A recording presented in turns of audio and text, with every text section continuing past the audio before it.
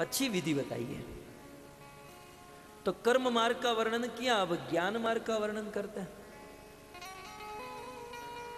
बोले ज्ञान ग्रहण करने से आदमी पाप करने से बच सकता है, ज्ञान ग्रहण करना चाहिए।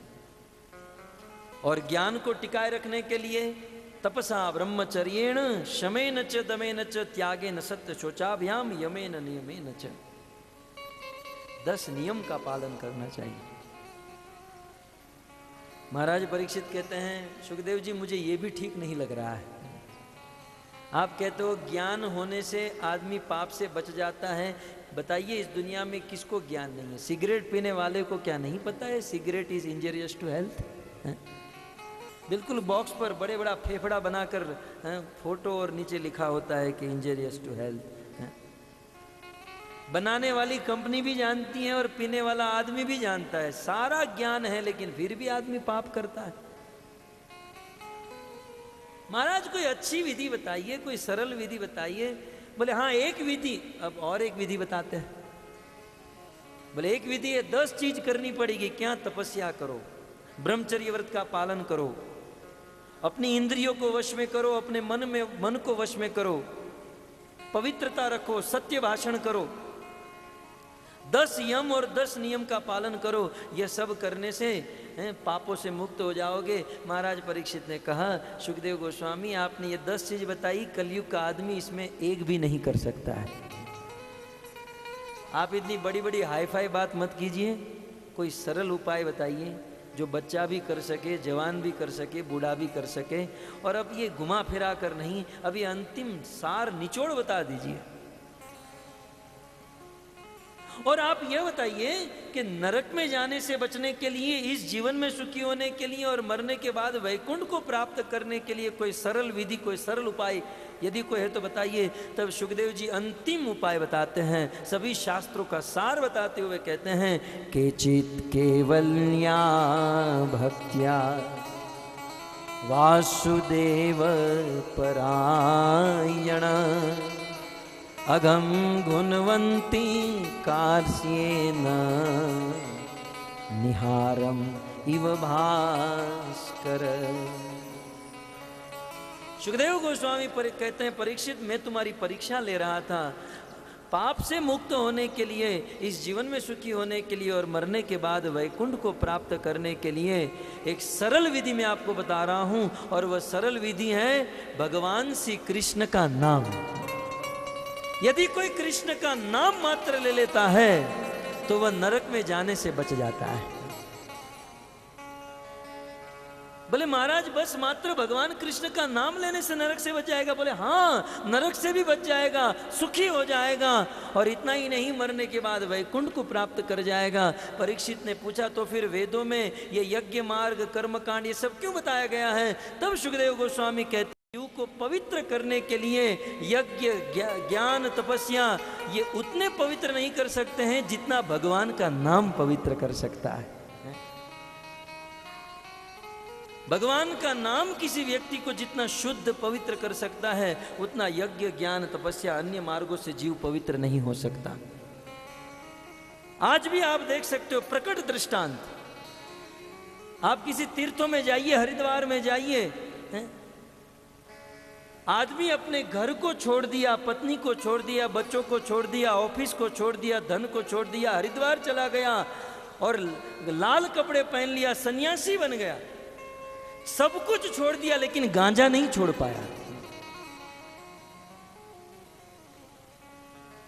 सब कुछ छोड़ा लेकिन गांजा नहीं छोड़ पाया। हरिद्वार में जाओ आप, सब कुछ छोड़कर खड़ा है, सन्यासी बन चुका है, लेकिन रोज सुबह चाय की लाइन में खड़ा रहता है।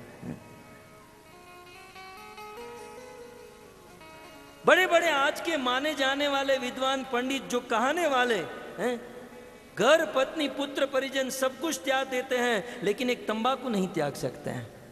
कारण क्या है? और भक्तों हमारे इस्कॉन में आइए और इस्कॉन में 5 साल के बालक को पूछिए, बेटा सुपारी खाओगे, चाय पियोगे? तुरंत वो बालक कहेगा नहीं नहीं, चाय नहीं पीनी चाहिए। क्यों? 60-60 साल के बूढ़े हो गए लेकिन ये बुद्धि नहीं आई, और 6 साल के बालक में ये बुद्धि आ गई। क्यों? क्योंकि कृष्ण का नाम ले रहा है, कृष्ण की भक्ति कर रहा है। भगवान श्री कृष्ण का नाम लेने वाला व्यक्ति जितना पवित्र हो सकता है उतना अन्य किसी साधन से, अन्य किसी मार्ग से पवित्र नहीं हो सकता। इतिहास खोलने की छूट है भक्तों। शोभरी ऋषि 60,000 वर्ष तक तपस्या किए, और वो भी यमुना के भीतर जाकर। लेकिन 60,000 वर्ष तपस्या करने के बाद भी शोभरी ऋषि की इंद्रिया वश में नहीं हुई। मानदाता की 50 कन्या के साथ विवाह किया। हिरण्याकश्यपु ने 36,500 वर्ष तक तपस्या की, लेकिन फिर भी उनकी इंद्रिया शुद्ध नहीं हुई।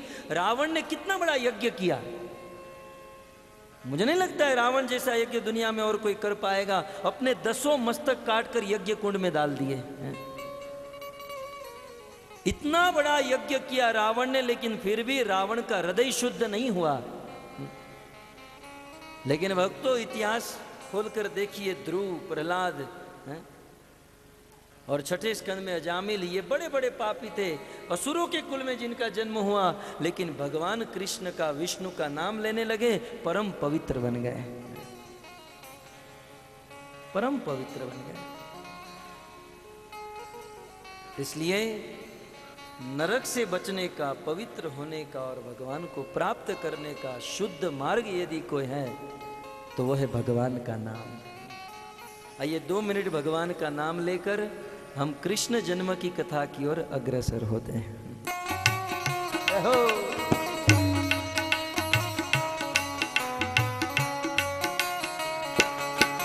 हरे कृष्णा कृष्णा कृष्णा हरे हरे, हरे राम राम राम हरे हरे। हरे कृष्णा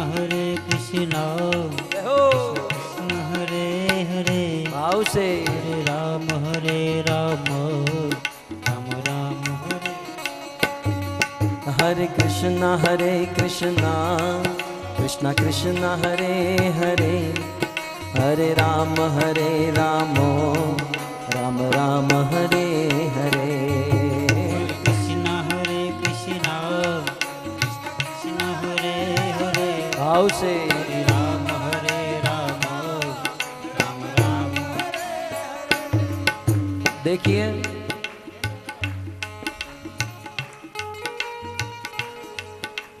ऐसा किसी संत के मुख से मैंने सुना है, जब भागवत कथा होती है और भगवान के सानिध्य में हम सब बैठे हैं, भगवान के सानिध्य में भागवत में बैठकर यदि हम भगवान का नाम गाते हैं तो अनंत अनंत जन्मों से हमारे हृदय में जितने भी पाप हैं वे सारे पाप भाग जाते हैं, सारे पाप हमारे हृदय को छोड़कर निकल जाते हैं।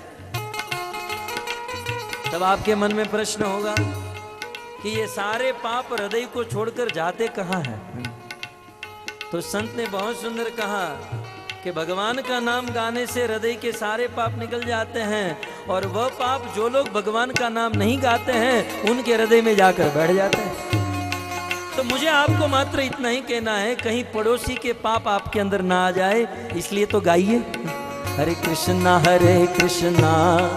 कृष्णा कृष्णा हरे हरे, हरे राम राम राम हरे हरे। हरे कृष्णा कृष्ण कृष्ण हरे हरे, हरे राम राम राम हरे हरे। हरे कृष्णा कृष्णा कृष्णा हरे हरे, हरे राम राम राम हरे हरे। हरे कृष्णा कृष्ण कृष्ण हरे हरे, भाव से हरे राम राम राम हरे हरे।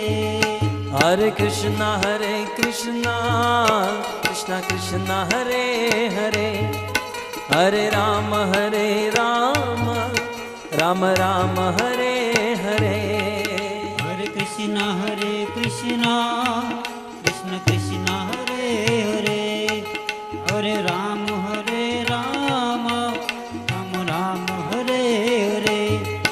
हरे कृष्णा कृष्णा कृष्णा हरे हरे, हरे राम राम राम हरे हरे। हरे कृष्णा कृष्णा कृष्णा हरे हरे, हरे राम राम हरे हरे। हरे कृष्णा कृष्णा हरे हरे, हरे राम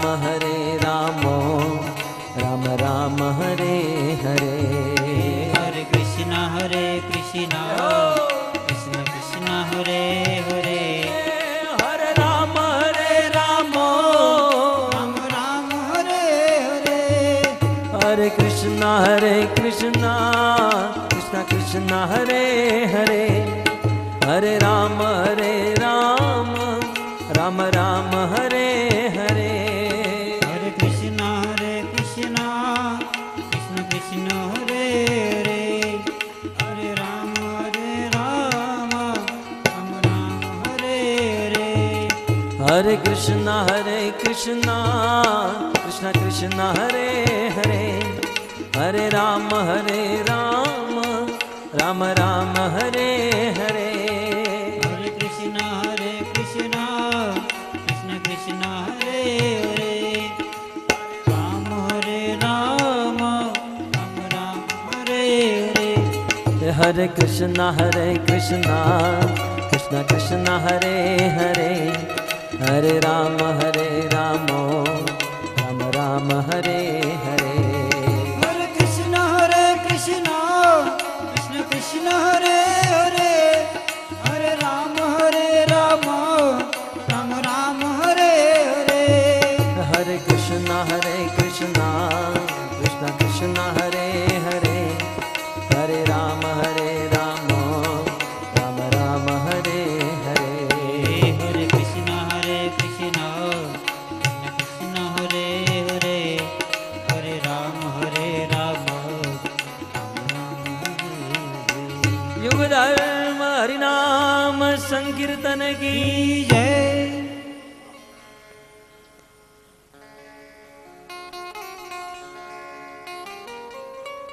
तो इस प्रकार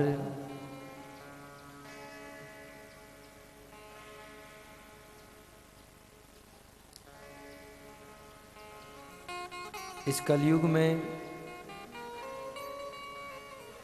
भगवान की प्राप्ति करने के लिए सर्वश्रेष्ठ साधन या एकमात्र साधन यदि कोई है तो वह है भगवान का नाम। एकादश स्कंद में जनकपुर के राजा निमि नवयोगेश्वर में से करवाजन ऋषि को पूछते हैं, कलयुग में भगवान की प्राप्ति किस प्रकार से हो सकती है।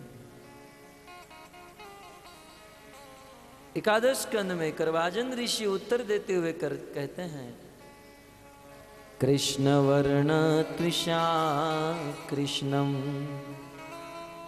सांगोपांगास्त्र पार्षदम यज्ञे संकीर्तन प्राये यजन्ति ही सुमेधस।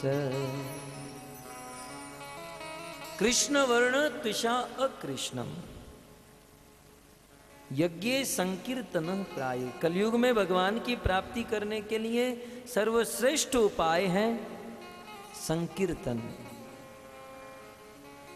भक्तों के साथ बैठकर, भक्तों के संग में बैठकर कीर्तन करना, ये कलयुग का सबसे श्रेष्ठ उपाय है। और इस भक्ति मार्ग को छोड़कर अन्य किसी भी मार्ग का कोई अवलंबन करता है तो आखिर तो उसे इस भक्ति मार्ग में आना ही होगा।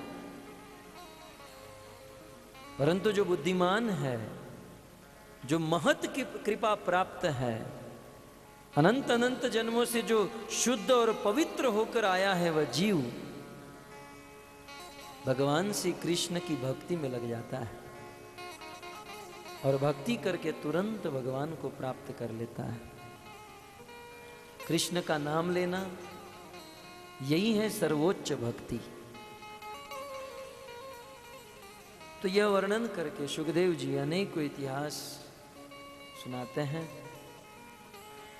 सुनाते सुनाते 3 दिन 3 रात बीत चुके हैं। चतुर्थ दिन के प्रारंभ में सुखदेव जी जब कथा सुनाने लगे तो महाराज परीक्षित ने जिज्ञासा की,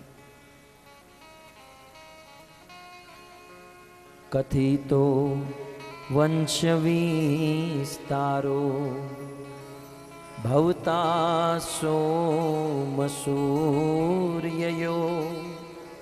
राज्ञां च उभयवंश्यानां चरितं परमाद्भुतं चरितं परमाद्भुतं।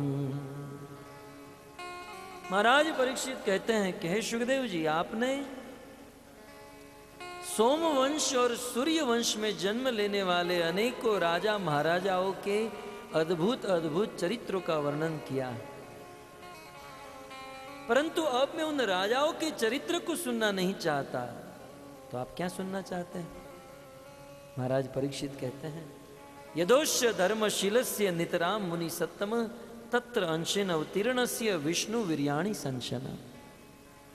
प्रभु, मैं यदुवंश में जन्म लेने वाले भगवान कृष्ण की कथा सुनना चाहता हूं। अवतीर्य यदोर्वंशे भगवान भूत भावन कृतवानि यानि विश्वात्मा तानि नः वद विस्तरात्। जो विश्वात्मा है, जो समस्त जीवों के पालक है, ऐसे भगवान कृष्ण की कथा मुझे विस्तार से सुनाइए। इस संसार में ऐसा कौन व्यक्ति है जो कृष्ण की कथा सुनना नहीं चाहेगा? परीक्षित महाराज के उद्गार है। कृष्ण कथा सुनने के लिए महाराज परीक्षित की ये जिज्ञासा, ये उद्गार है। निवृत्त तरसे उपगीय मानाद भव औषधाक्षोत्र मनोभिरामात क उत्तम श्लोक गुणानुवादात पुमान विरज्यत विना पशुघ्नात। निवृत्त तरसे, संसार में जो सभी तृष्णाओं से मुक्त हो चुका है, ऐसा मुक्त पुरुष, मुक्त संत भी कृष्ण कथा को सुनना चाहता है। जो मुमुक्षु है, जो मुक्ति चाहता है, ऐसा मुमुक्षु जीव भी कृष्ण कथा सुनना चाहता है। और संसार के भोगों में आसक्त व्यक्ति भी कृष्ण कथा सुनना चाहता है। कृष्ण कथा भव औषधात्, इस भवरोग में फंसे हुए रोगियों के लिए बहुत बड़ी औषधि है। भक्तों, हम सबको एक रोग लगा है। छोटा मोटा रोग तो इंजेक्शन दवाई से दूर हो जाता है, परंतु बहुत बड़ा रोग है और इस रोग का नाम है भव रोग। श्रीपाद शंकराचार्य ने कहा, पुनरपि जन्मम पुनरपि मरणम पुनरपि जननी जठरे शयनम भज गोविंदम। बारंबार माता के गर्भ में आना और जन्म लेना, जन्म मृत्यु जरा व्याधि के इस चक्र में फंसे रहना, ये बहुत बड़ा रोग, इसे भव रोग कहते हैं। और इस भव रोग से मुक्त होने के लिए सबसे श्रेष्ठ औषधि यदि कोई है तो वो है कृष्ण कथा। कृष्ण कथा सुनकर जीव भवरोग से मुक्त हो जाता है। इतना ही नहीं, आप लोग मन में सोच सकते हो कि भाई संसार में छोटे छोटे रोगों की जो दवाई होती है वो कितनी कड़वी होती है? छोटे मोटे रोग की दवाई भी कड़वी होती है, तो ये तो भवरोग की दवाई है, ये तो कितनी कड़वी होगी।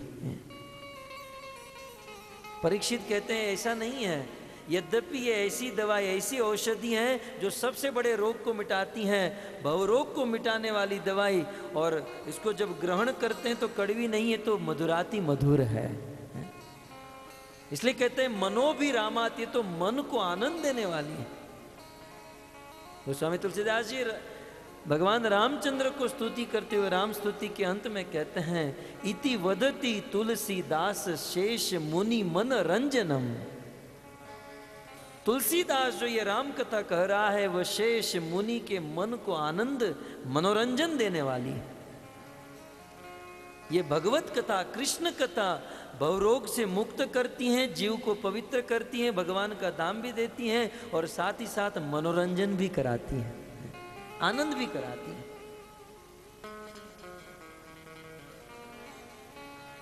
अतः महाराज परीक्षित कहते हैं, इस संसार में ऐसा कौन है जो कृष्ण कथा सुनना नहीं चाहेगा।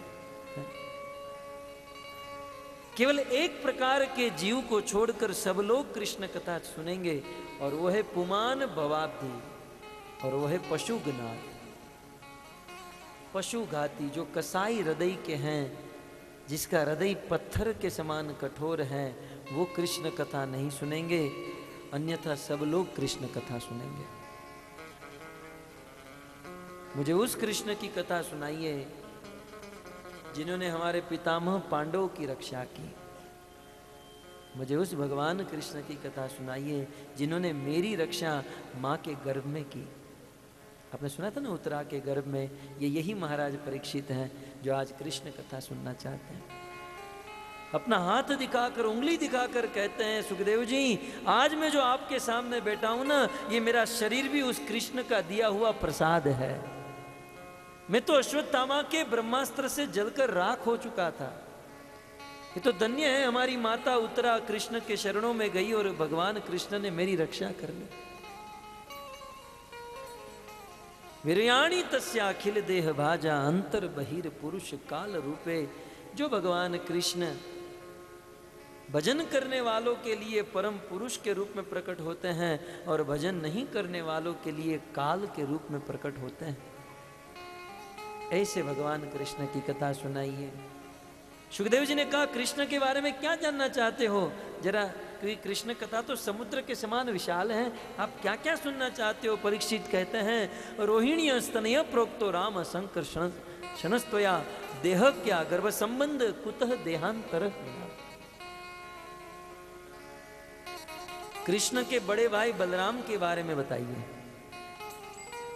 और साथ ही साथ कसमान मुकुंदो भगवान।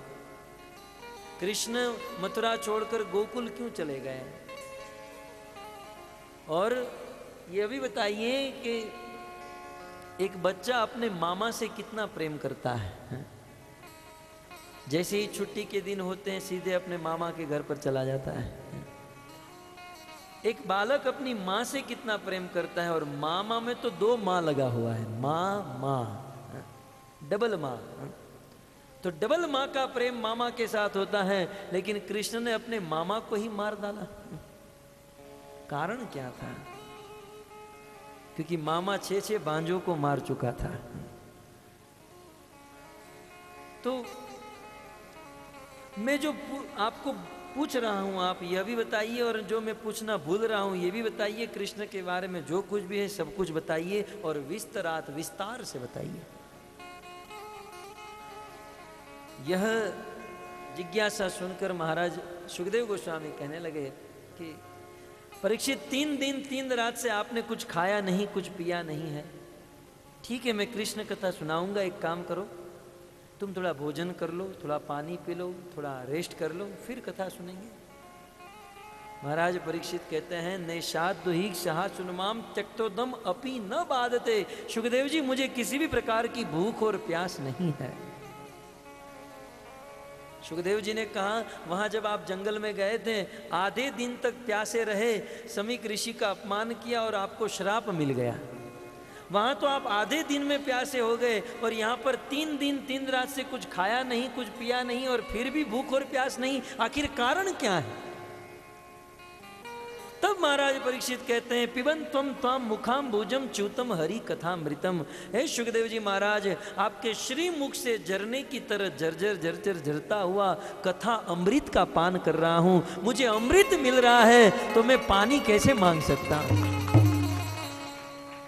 अमृत पीने वाला आदमी कभी पानी नहीं मांग सकता है। महाराज, आप पिलाते रहिए, आप कथा सुनाइए। महाराज परीक्षित की जिज्ञासा को सुनकर सुखदेव जी ने सबसे पहले धन्यवाद दिया। परीक्षित, आपका धन्यवाद, क्योंकि कृष्ण कथा की जिज्ञासा करने वाला व्यक्ति स्वयं पवित्र हो जाता है, कृष्ण कथा बोलने वाला भी पवित्र होता है, और कृष्ण कथा सुनने वाला भी पवित्र हो जाता है। कितना पवित्र होता है। यत पाद सलिलम यथा, भगवान के चरणों से निकली हुई गंगा जितनी पवित्र है, उतना ही पवित्र कृष्ण कथा सुनने वाला जीव हो जाता है। गंगा स्वयं तो पवित्र है, लेकिन लाखों लाखों जीवों को पवित्र कर सकती हैं। वैसे कृष्ण कथा सुनने वाला व्यक्ति स्वयं तो पवित्र हो सकता है, साथ ही साथ लाखों जीवों को भी पवित्र कर सकता है। इस प्रकार कथा का अनुमोदन करके सुखदेव गोस्वामी कृष्ण जन्म कथा सुनाना प्रारंभ करते हैं। ये उस दिन की बात है, आज से 5000 वर्ष पूर्व, द्वापर युग के अंत में कुछ ऐसे क्षत्रिय राजा महाराजा थे, गलत संगति में पड़कर आसुरी वृत्ति को प्राप्त हो गए और आसुरी कार्य करने लगे। गायों की हत्या करने लगे, साधुओं की साधना बंद कराई, भक्तों की भक्ति बंद कराई, ऋषि मुनियों की अग्नि बंद करा दी और पृथ्वी पर आतंक ही आतंक बढ़ गया।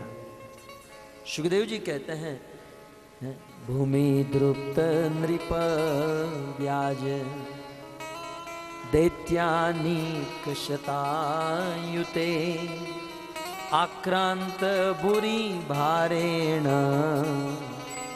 ब्रह्माणं शरणं ययो। उन राजाओं के अत्याचार से पृथ्वी पापों से भारी हो गई। पृथ्वी को बड़ा कष्ट हुआ और पृथ्वी अपना कष्ट दूर करने के लिए ब्रह्मा जी के पास गई। कैसे गई?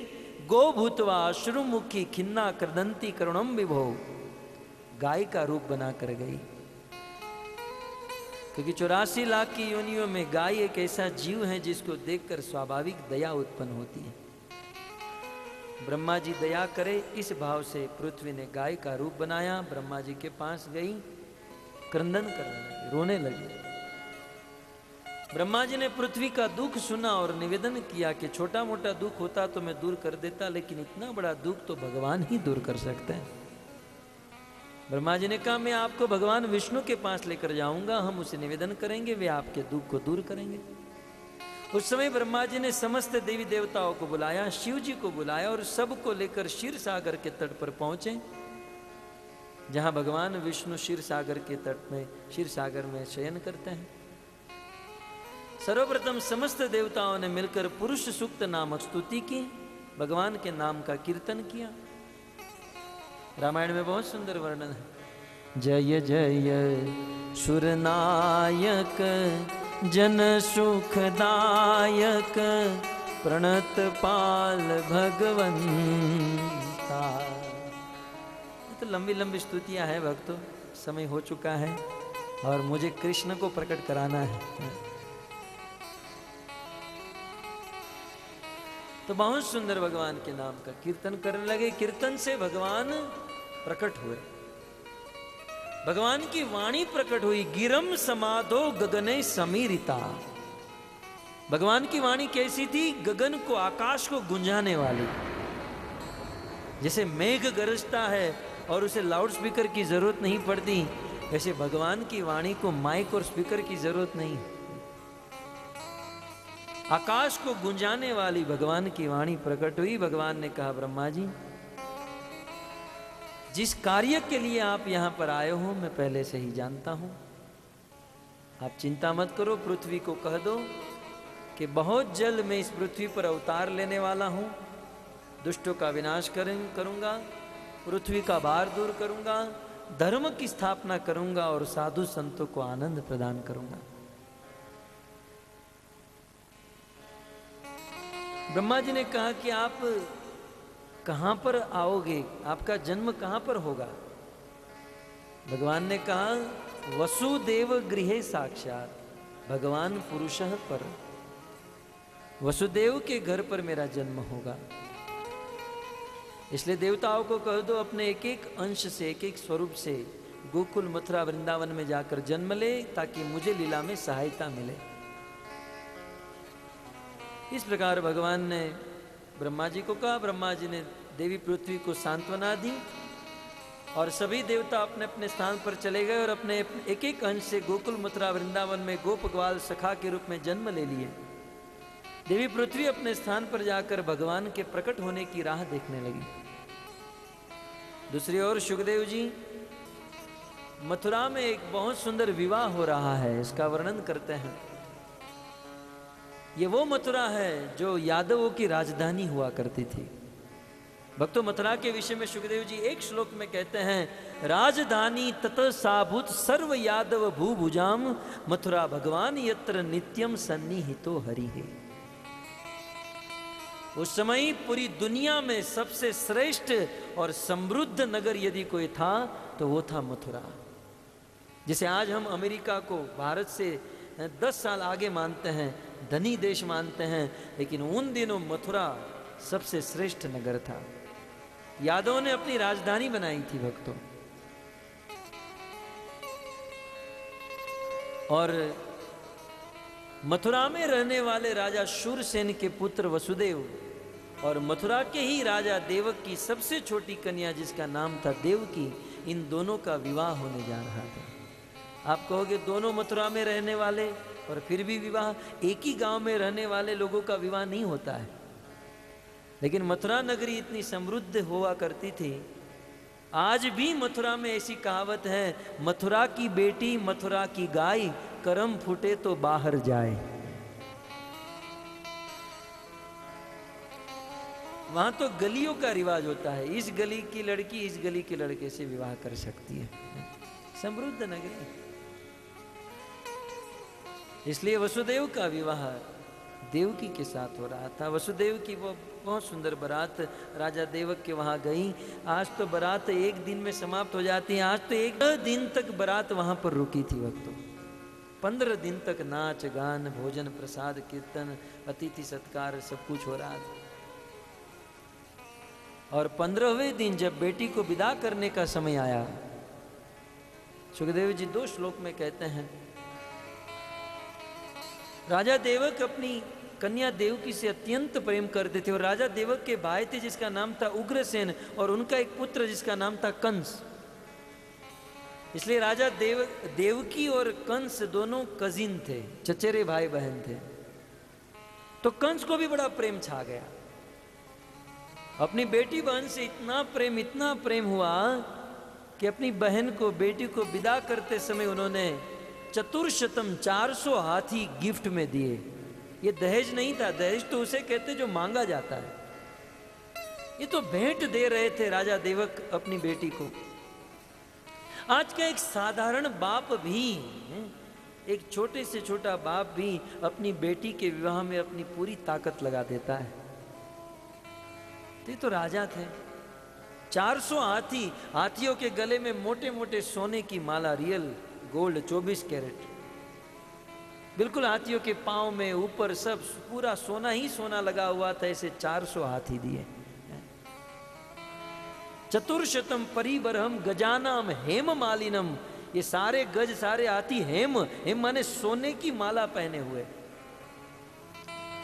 अश्वानाम अयुतम सार्धम, और 15,000 अश्व घोड़े। मैं मथुरा की समृद्धि आपको बताना चाहता हूं। 400 हाथी सोने से मड़े हुए, 15,000 घोड़े, उसके ऊपर भी पूरा सोना गहना लगा हुआ था। और 1800 रथ, ये सारे रथ सोने से बने हुए थे और एक एक रथ में 4-4 घोड़े और उसके ऊपर भी सोना गहना लगा हुआ था।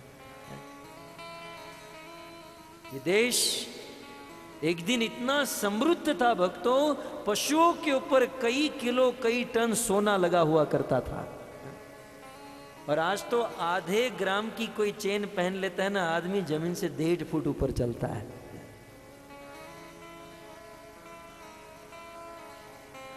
भारत सोने की चिड़िया कहा जाता था भक्तों। पशुओं के ऊपर सोना लगा हुआ करता था। ये सब कुछ दिया और 200 दासी दे दी। मेरी बेटी ससुराल जा रही है, बर्तन मांजना न पड़े, कपड़े धोना न पड़े, कष्ट न हो। 200 फुल टाइम दासियां दे दी कि जाओ उनको हेल्प कीजिएगा। ये तो सब कुछ रोड पर दिख रहा था। सुखदेव जी ने बताया अंदर से चेक कितना बड़ा दिया होगा इसका कोई वर्णन नहीं है, लेकिन आप अंदाजा लगा सकते हो कि जब बाहर से इतना दिया था तो अंदर से कितना दिया होगा। इसका अर्थ है कि एक पिता को अपनी बेटी को देना चाहिए। इस संसार में जब बेटी का जन्म होता है तो कुछ लोग बड़े नर्वस हो जाते हैं। नर्वस होने की जरूरत नहीं। जिसके वहां बेटी का जन्म हुआ, बिना मेहनत किए ही उसे स्वर्ग की प्राप्ति हो जाती है, बिना मेहनत किए। क्योंकि भक्तों, उस बेटी को पाल पोस कर जब हम बड़ा करते हैं और जब हम कन्या दान करते हैं, इस संसार में सबसे बड़ा दान है कन्या दान करना। और रिवाज कुछ उल्टा है, लेकिन सत्य बात तो ये है कि बेटी का पिता जो होता है ना, वो बेचारा झुक कर हाथ जोड़कर बहुत बेचारा बनकर खड़ा रहता है। वास्तव में उसे तो सीना तान कर खड़ा रहना चाहिए, क्योंकि वो तो देने जा रहा है ना। देने वाले का हाथ सदैव ऊपर होता है, लेने वाले का नीचे होता है। देने वाला तो महान होता है भक्तों। तो राजा देवक ने दिया, और अब विदाई की घड़ी आने लगी। 1800 रथ खड़े हैं, बीच में वसुदेव जी का रथ है। ढोल नगाड़े शखावज शहनाई तुर हुई, ये सारे बाजे बज रहे हैं और मंगल गीत गाए जा रहे हैं। और उस समय देवकी को विदा कर रहे हैं। देवकी और वसुदेव एक रथ पर सवार हुए। उस समय कंस को अपनी बहन के प्रति बहुत प्रेम छा गया, और रथ चलाने वाला जो था सारथी, उसे नीचे उतारकर कंस खुद रथ चलाने के लिए बैठ गया। अब कंस जब देवकी वसुदेव जी का रथ चलाने लगा तो देवता लोक में खलबली मच गई। सारे देवता मिले और मीटिंग करने लगे कि अरे बाप रे, ये कंस रथ चलाने जा रहा है। कंस यदि 1 फुट भी रथ चला दिया तो भगवान कभी उसे मार नहीं सकते, सिद्धांत। क्योंकि भगवान अपने भक्तों को एक बार मार देंगे, लेकिन अपने भक्त की सेवा करने वाले को भगवान कभी नहीं मारेंगे। देवकी और वसुदेव भगवान के भक्त हैं। देवकी और वसुदेव भगवान के भक्त हैं, और कंस भक्त की सेवा करे और भगवान उसे मार पाए, ये कभी हो नहीं सकता है। देवताओं में खलबली मच गई, क्या करे क्या करे, कुछ नहीं जब हो पाया, तब सहसा देवताओं ने आकाशवाणी कर दी, अरे मूर्ख, तू जिसका रथ चलाने जा रहा है उसकी 8वीं संतान तेरे मृत्यु का कारण बनेगी। इस प्रकार से कंस ने सुना।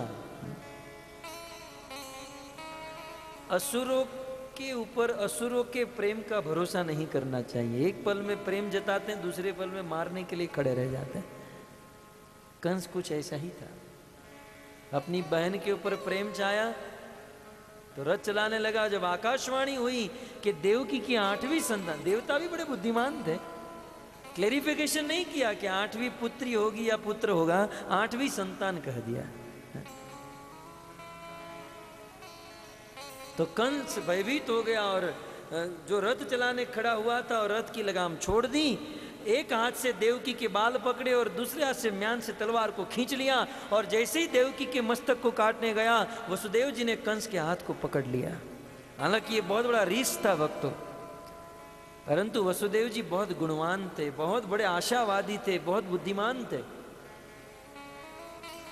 वसुदेव जी ने कंस को बहुत सुंदर समझाया। तुरंत मन में सोच लिए किसी भी व्यक्ति को समझाने के लिए 4 विधि हैं, शाम दाम दंड और भेद। कंस को दंड और दाम तो दिया नहीं जा सकता, अतः शाम और भेद नीति से वसुदेव जी कंस को समझाने लगे। इस दुनिया में 2 प्रवचन रथ पर हुए। एक वसुदेव जी ने कंस को प्रवचन दिया रथ पर, और अपने बाप की परंपरा निभाते हुए बिल्कुल वसुदेव के पुत्र कृष्ण ने भी रथ पर प्रवचन दिया अर्जुन को। बहुत सुंदर प्रवचन कंस को दिया, लेकिन मूर्ख हृदय न चेत जो गुरु मेरे विरंची समान। मूर्ख को कौन समझाए। अंत में वसुदेव जी ने कहा, आपको भय किससे है? देवकी की 8वीं संतान से। देवकी का क्या दोष है? महाराज, मैं तुम्हें वादा करता हूं, जैसे ही देवकी के गर्भ से संतान उत्पन्न होगी, मैं तुम्हें लाकर सौंप दूंगा, फिर आपको जो करना है सो करना, लेकिन देवकी को छोड़ दीजिए। कंस को वसुदेव के वचन पर विश्वास था, नीचे उतर गया। वसुदेव जी देवकी को लेकर अपने घर चले गए। 1 वर्ष के बाद देवकी के गर्भ से एक बालक का जन्म हुआ। वसुदेव जी अपनी प्रतिज्ञा के अनुसार उस बालक को लेकर कंस के पास आए। 1 दिन के बालक को देखकर उस क्रूर कंस को दया आ गई। कंस ने कहा 1 दिन का बालक मेरा क्या बिगाड़ेगा, और आकाशवाणी तो 8वें संतान की है ना, वसुदेव जी इसे लेकर जाओ, मुझे इससे कोई भय नहीं है। 8वां संतान जब होगा तब मेरे पास लेकर आना। कंस ने प्रथम पुत्र को छोड़ दिया। फिर से देवलोक में खलबली मच गई कि ये पागल ने इस पहले पुत्र को छोड़ दिया, अब दूसरा कब होगा, तीसरा होगा भी नहीं, चौथा, 5वां, इसका कोई भरोसा नहीं, भगवान कब आएंगे, कब पृथ्वी का उद्धार करेंगे। फिर से देवताओं का समाज मिला, बोले अब क्या करे क्या करे। देवताओं ने सरस्वती देवी को बुलाया, कहा सरस्वती देवी आप कंस की जीवा पर बैठ जाओ और उस पुत्र को वापस मंगवाओ और उसको कैसे भी करके मराओ। सरस्वती देवी ने कहा देखो, एक बार आपकी बातों में फंस गई, दूसरी बार नहीं फंसूंगी। राम अवतार में तुम लोगों ने मुझे चढ़ाया और मैं गई मंत्रा की जीवा पर और राम को वनवास दिलाया, अब मैं ऐसा गलत काम नहीं करूंगी। अब देवता ढूंढने लगे क्या करे, किसको भेजे, किसको भेजे। रास्ते में नारद मुनि मिल गए। नारायण नारायण।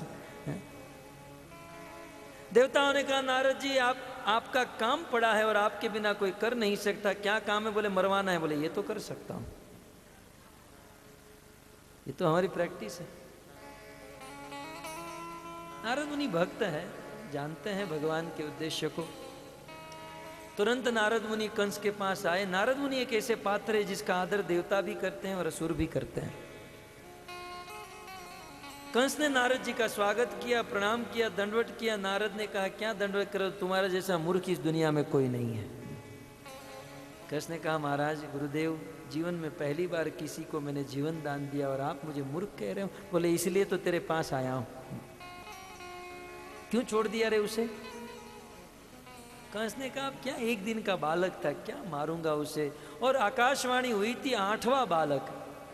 नारद जी ने कहा इसीलिए तो कहता हूं तुमसे बड़े मूर्ख इस दुनिया में और कोई नहीं।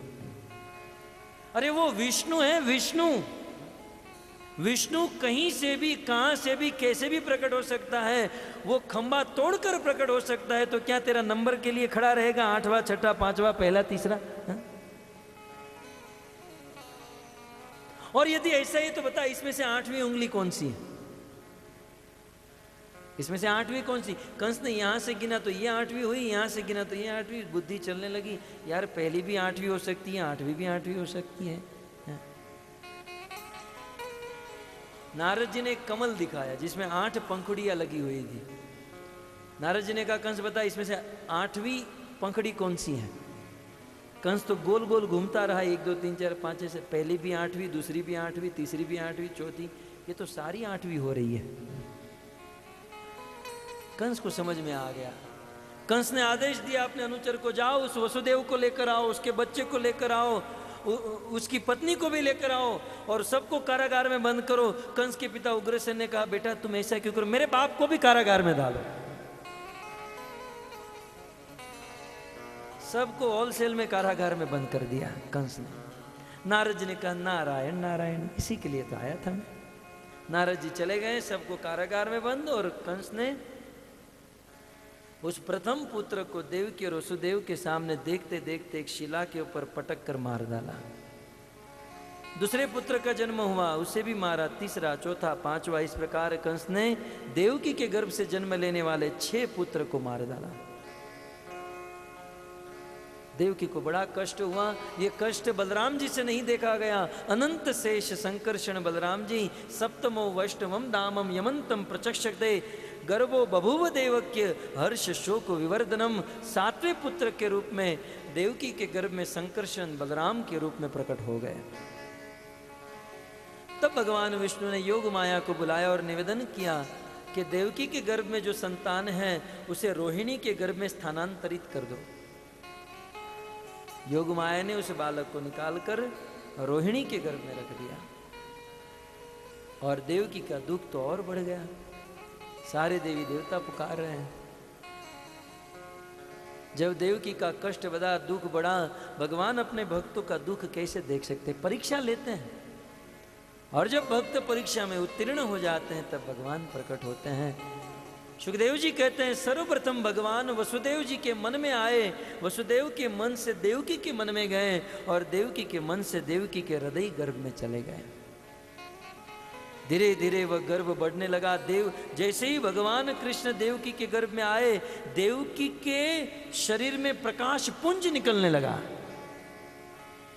अखिल ब्रह्मांड नायक परम प्रकाशक भगवान कृष्ण जो देवकी के हृदय गर्भ में आए हैं, कंस के कारागार में अनेकों वर्षों से अंधकार था, देवकी के तेज से वह अंधकार दूर हो गया। कंस देवकी की खबर लेने आया, जब कारागार में आया तो कंस की आंखें बंद हो गई। कंस इस प्लेटफॉर्म पर पहुंच गया कि मेरा काल विष्णु देवकी के गर्भ में आ चुका है, अब कंस का जीना मरना हराम हो गया। कंस भोजन करता है तो रोटी में विष्णु दिखाई देता है, बोले रोटी खाऊंगा तो अंदर घुसकर मार डालेगा। पानी पीता है तो पानी में विष्णु, बिस्तर पर सोता है तो गद्दे पर विष्णु। कंस का खाना पीना सोना सब बंद। जन्माष्टमी के दिन भक्त लोग क्या निर्जला उपवास करेंगे? कंस ने सबसे बड़ा उपवास किया था, बेचारा 3 दिन से कुछ नहीं खाया, क्योंकि सब जगह पर विष्णु ही विष्णु दिखाए, भय के मारे।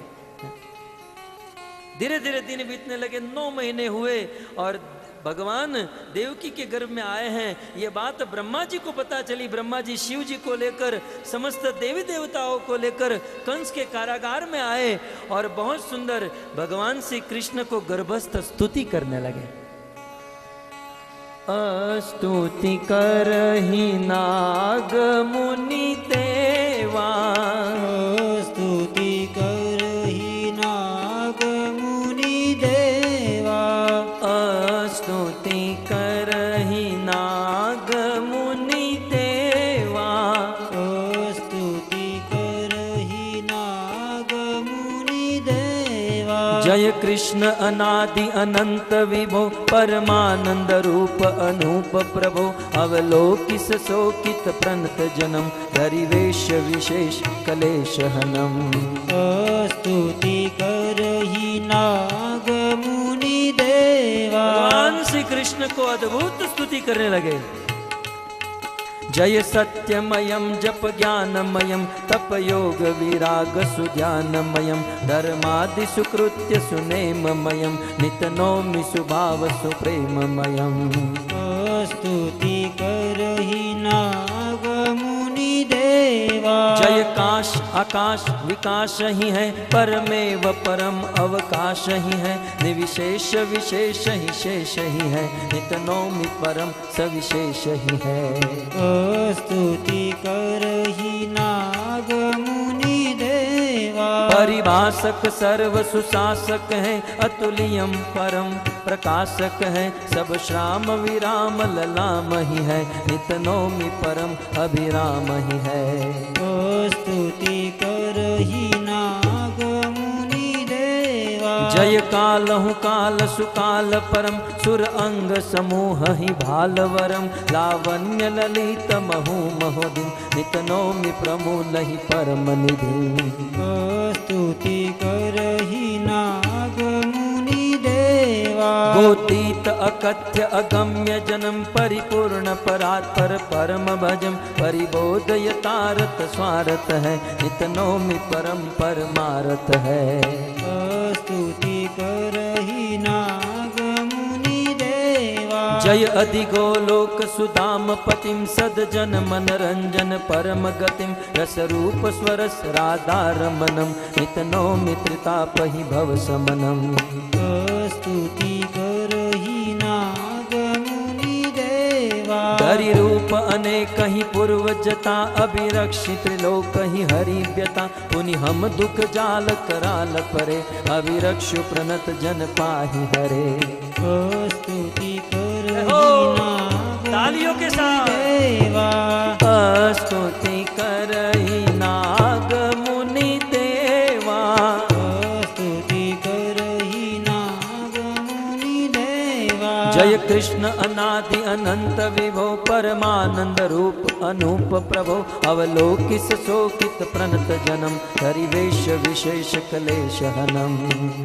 स्तुति करहि नाग मुनि देवा स्तुति करहि नाग मुनि देवा स्तुति करहि नाग मुनि देवा चाहत मुनि संता कमला कंता बलवल संता बलवंता क्षत्रि ब्रज धारण धर्म सुजारण वंशीधारण जनतारण देवकी के कारण नाद विवारण असुर विदारण बदबारण भव सिंधु तारण जनीय विचारण बारितारण भगवंता बारितारण भगवंता बारितारण भगवंता। स्तुति करहि नाग मुनि देवा परित्राणाय साधूनां विनाशाय च दुष्कृतां धर्म संस्थापनार्थाय संभवामि युगे युगे। इस संसार में अपने भक्तों की रक्षा करने के लिए, दुष्टों का विनाश करने के लिए, धर्म की स्थापना करने के लिए, पृथ्वी के भार को दूर करने के लिए जैसे ही भगवान ने इस पृथ्वी पर आने के लिए सोचा, उसी समय सुखदेव गोस्वामी वर्णन करते हैं, जैसे ही भगवान इस पृथ्वी पर प्रकट होना चाहे उसी समय काल समस्त गुणों को लेकर विभूषित हो गया। आकाश के ग्रह नक्षत्र शांत हो गए, दिशाएं स्वच्छ हो गई, आकाश में तारे जगमगाने लगे, पृथ्वी के बड़े बड़े नगर गांव बस्तियां हीरो की खानों से मंगलमय हो गई। कंस आदि असुरों के अत्याचार से नदियों के जल सूख गए थे, लेकिन पता चला भगवान कृष्ण प्रकट होने वाले हैं, आज नदियों में बहार आने लगी। साधुओं के हृदय में आनंद हुआ, दुष्टों के मन में क्षोभ उत्पन्न हुआ। कंस आदि असुरों के अत्याचार से वृक्षों ने फल फूल देना बंद कर दिए थे, लेकिन आज हमारे प्रभु प्रकट होने वाले हैं, ये पता चलते ही वृक्षों में फल फूल लग गए। कर सर पर सधर यमर कर अनुसर, कर पर वर धर मैल करे, अरे हर सुर यवार्य पर यतियन कर, नटवर मन हर मैर बने, मन हर मटक लटक, टाट निकट मुकट शिर सवर नमे, गण पट परड़ परड़ पद गूंगर, रंग भर सुंदर श्याम मेरे गिरे रंग बर सुंदर श्याम, श्रवण जल बरसे सुंदर बरसे, बादल बरसे यम बरसे, तरुवर गिरी बरसे, लता लहर से, नदिया बरसे सागर से, दंपति दुख हरि से, सेज समर से, लगन हर से दुख कारी, कहे राधे प्यारी मैं बलिहारी, गोकुल यावो गिरधारी रतन गोकुल यावो गिरधारी।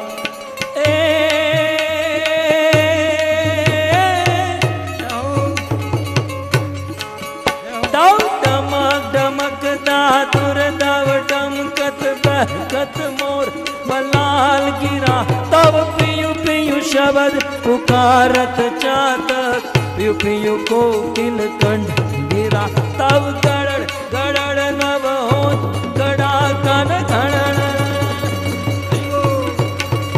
गणरण गिरिवर शिखर बजे, गणरण पट परड़ परड़ पद गूंगर, रंग भर सुंदर श्याम मेरे गिरे रंग बर सुंदर श्याम मेरे गिरे रंग बर सुंदर श्याम।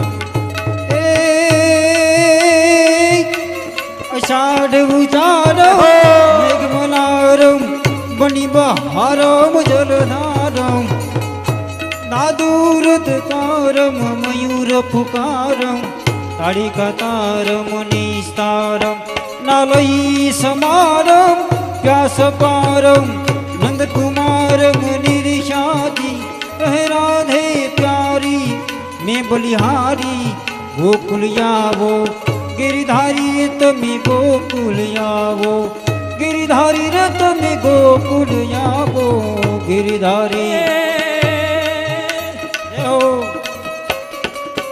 ब्रिज की सब बाला रूप रसाला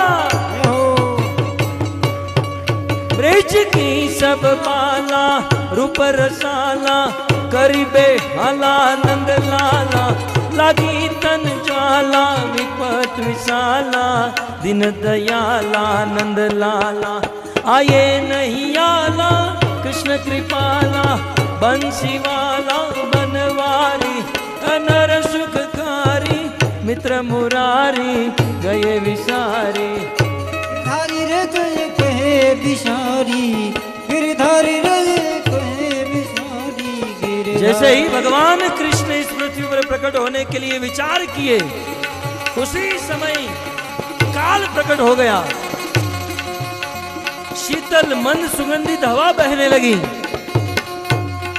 संतों के हृदय में आनंद हुआ, दुष्टों के हृदय में शोभ उत्पन्न हुआ। स्वर्ग में दुंदुभियां बजने लगी, किन्नर गंधर गाने लगे, अप्सराएं नृत्य करने लगी और उसी समय बादल से मंद मंद वर्षा होने लगी। यह होते हुए ठीक रात के 7 मुहूर्त बीत गए। 8वां मुहूर्त प्रारंभ हुआ।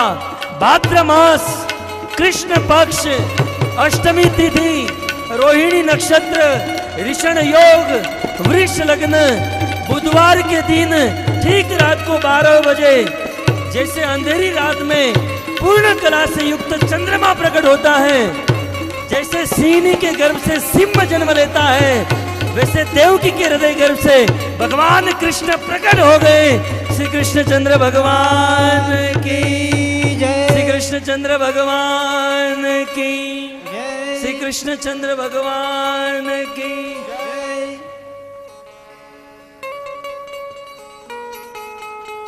जैसे ही भगवान श्री कृष्ण प्रकट हुए, लाइए लाइए अभी कि मैं आऊं।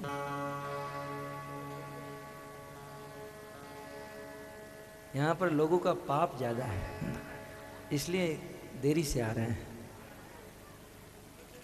जैसे ही भगवान श्री कृष्ण कंस के कारागार में प्रकट हुए, सर्वप्रथम वसुदेव जी ने दर्शन किया, तत्पश्चात देवकी ने दर्शन किया। देवकी और वसुदेव कंस के भय से भयभीत हो गए। तब भगवान कृष्ण ने कहा, संभाल के बालक को संभालिए।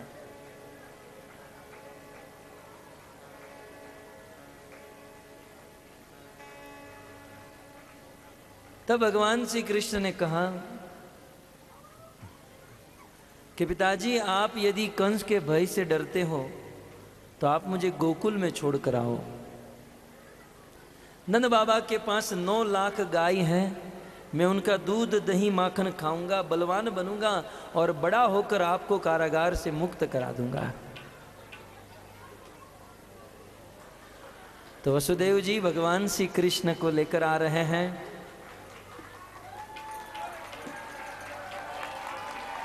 नंद बाबा और यशोदा मैया आज कृष्ण का स्वागत कर रहे हैं।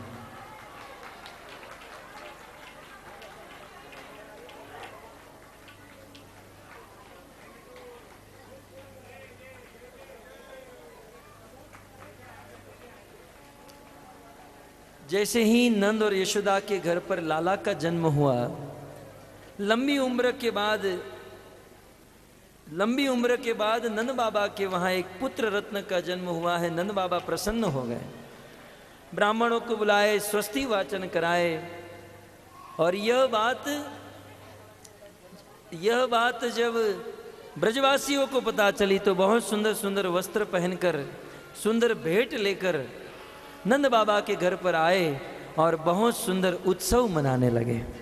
आइए हम भी नंद बाबा के साथ, उन ब्रजवासियों के साथ खड़े होकर नाचते हुए गाते हुए इस उत्सव को मनाए। सब लोग खड़े होकर भाव से नाचते हुए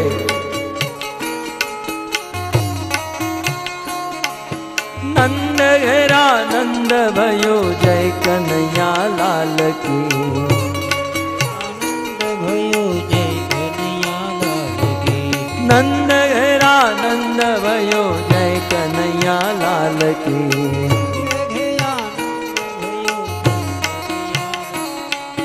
जय कन्हैया लाल की जय कन्हैया लाल की।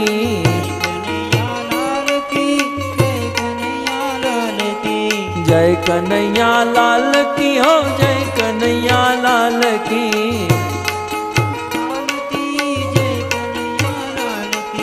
नंद घेरा कन्हैया लाल की।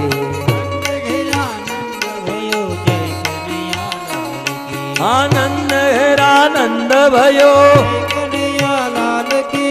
नंद घेरा नंद भयो कन्हैया लाल की। नंद घेरा नंद भयो जय कन्हैया लाल की। आज ब्रज में बधाई है और प्रसाद बांटा जा रहा है। कन्हैया लाल की जय कन्हैया लाल की।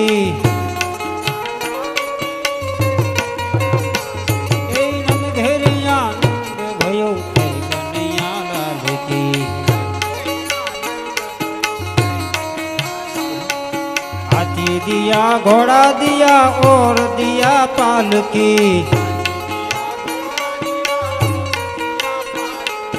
हाथी दिया घोड़ा दिया हो हाथी दिया घोड़ा दिया और दिया पालकी। ए नंद घेरया भयो जय कन्हैया लाल की।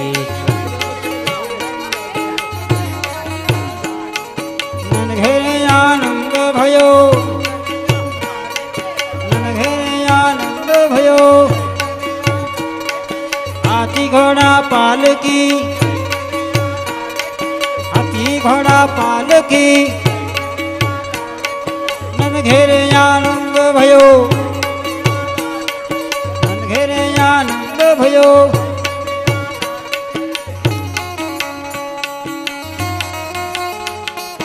हाथी दिने घोड़े दिने और दिनी पालकी।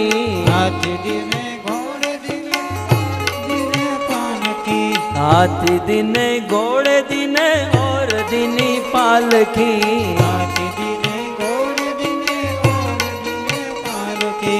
रत्न दिने हार दिने गैया ब्याही हाल की। रत्न दिने हार दिने क्या। रत्न दिने हार दिने गैया ब्याही हाल की। रत्न दिने हार दिने। नंद घेरा नंद भयो कन्हैया लाल की। नंद घेरा नंद भयो कन्हैया लाल की। आनंद घेरा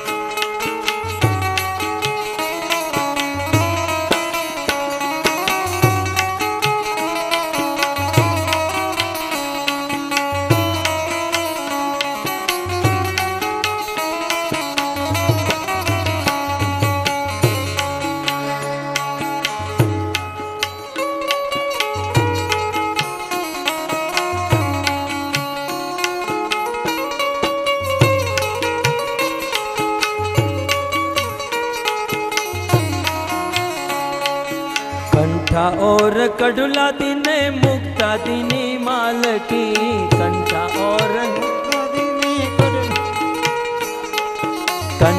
और कड़ुला दिने मुक्ता दिनी माल की। कंठा दिने कड़ला दिने मुक्ता दिने माल की। कड़े दिने छड़े दिने बिंदी दिनी भाल की।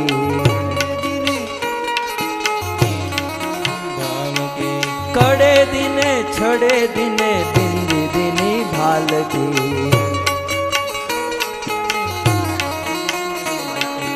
नंद घेरा नंद भयो जय कन्हैया लाल की।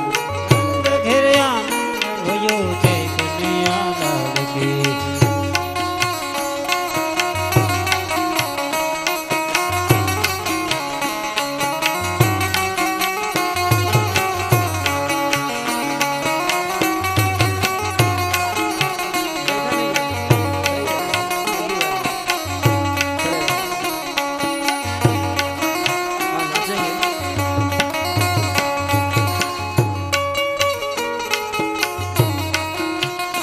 आज भगवान कृष्ण का जन्म हुआ है, बड़े भाव से नाचिए, क्योंकि भगवान के सामने नहीं नाचेंगे तो जीवन भर माया के सामने नाचना पड़ेगा। तो बड़े भाव से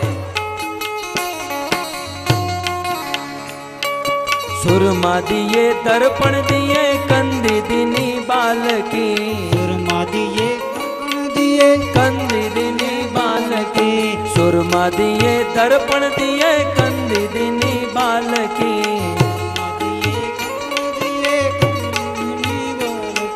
जय यशोदा लाल की जय दाऊ दयाल की।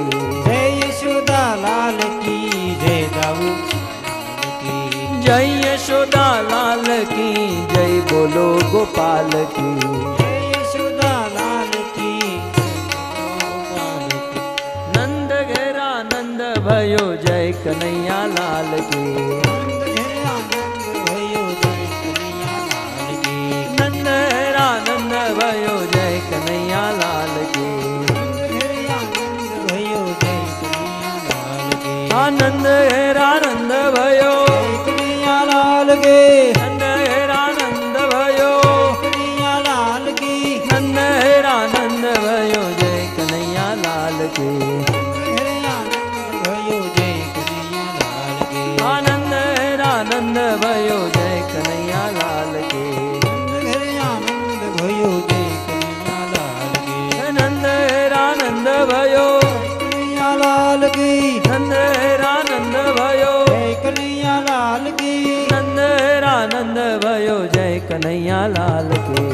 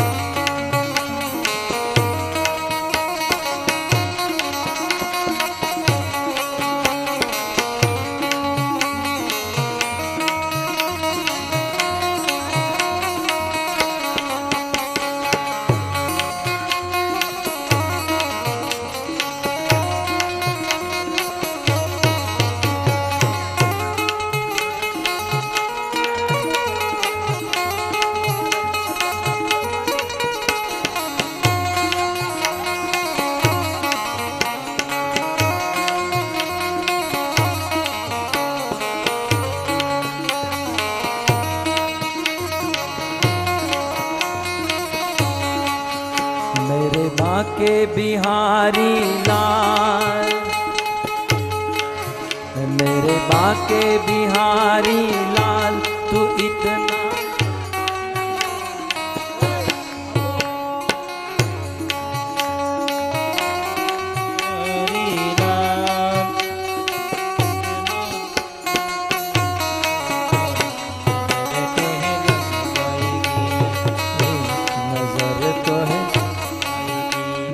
बांके बिहारी लाल तू इतना ना करियो श्रृंगार, नजर तो है लग जाएगी, नजर तो है लग जाएगी।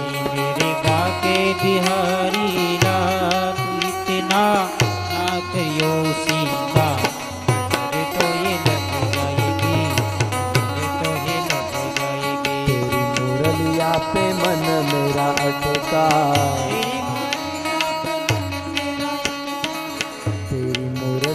पे मन मेरा अटका,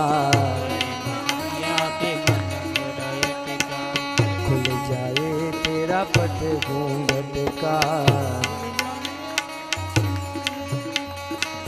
खुल जाए तेरा पट घूंघट का, खुल जाए तेरा पट घूंघट का, तेरा पट घूंघट का, खुल जाए तेरा पट घूंघट का। तेरे गुंगवारे ये बाल, तेरे गुंगवारे ये बाल, तू इतना ना करियो श्रृंगार, नजर तो है लग जाएगी, नजर तो है लग जाएगी मेरे बिहारी लाल तू इतना ना करियो सीगा, नजर तो ये लग जाएगी, नजर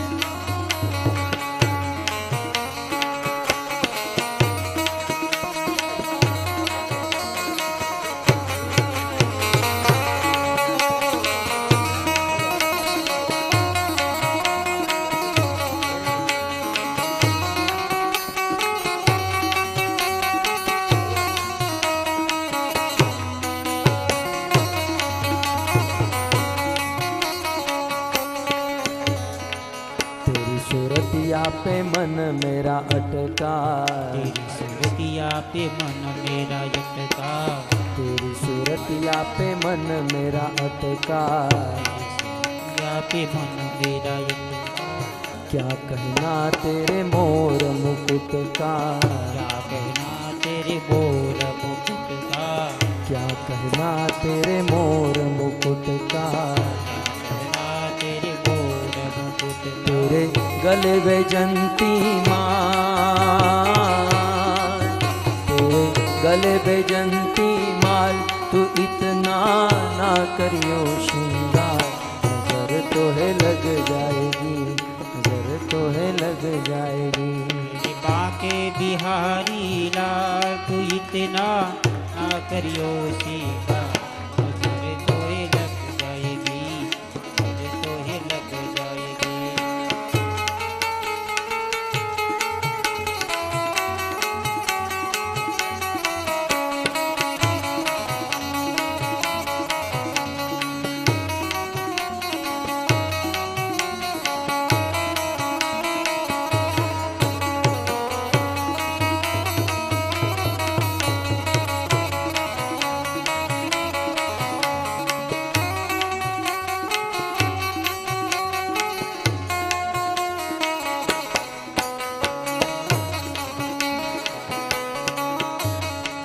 तेरी अदाओं पे मन मेरा अटका, अदाओं पे मन मेरा अटका, तेरी अदाओं पे मन मेरा अटका, अदाओं पे मन मेरा अटका।